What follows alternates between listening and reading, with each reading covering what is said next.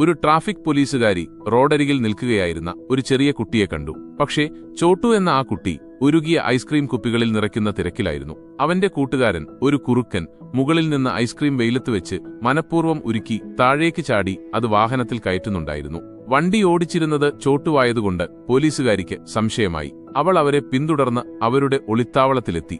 അവിടെ വെച്ച് പോലീസുകാരി കണ്ടത് രസകരമായ കാഴ്ചയാണ്. ചോട്ടുനിലത്ത് കാലുകൊണ്ട് അടയാളങ്ങളുണ്ടാക്കി അതിന്മേൽ ഐസ്ക്രീം സ്റ്റിക്കുകൾ വെക്കുന്നു. കുറുക്കനാകട്ടെ ഉരുകിയ ഐസ്ക്രീം ആ കാൽപ്പാടുകളിൽ ഒഴിക്കുന്നു. അങ്ങനെ അവർ പുതിയ ഐസ്ക്രീമുകൾ ഉണ്ടാക്കുകയായിരുന്നു. ശേഷം കുറുക്കൻ ആ ഐസ്ക്രീമുകളുമായി ഒരു സ്കൂളിന് പുറത്ത് വിൽക്കാൻ പോയി. 5 മണിക്ക് സ്കൂൾ വിട്ടപ്പോൾ കുട്ടികൾ ഓടിക്കൂടി. കുറുക്കൻ സന്തോഷത്തോടെ അവർക്ക് ഐസ്ക്രീം വിറ്റു. കുട്ടികൾ ഐസ്ക്രീം കഴിച്ച് സ്റ്റിക്കുകൾ ചവറ്റുകുട്ടയിലിട്ടു. അപ്പോഴാണ് എല്ലാവരെയും ഞെട്ടിച്ചുകൊണ്ട് ചോട്ടു ആ ചവറ്റുകുട്ടയിൽ നിന്ന് പുറത്തുവന്നത്. അവന്റെ കയ്യിൽ ഉപേക്ഷിച്ച സ്റ്റിക്കുകൾ നിറഞ്ഞ ഒരു ട്രോളിയുമുണ്ടായിരുന്നു.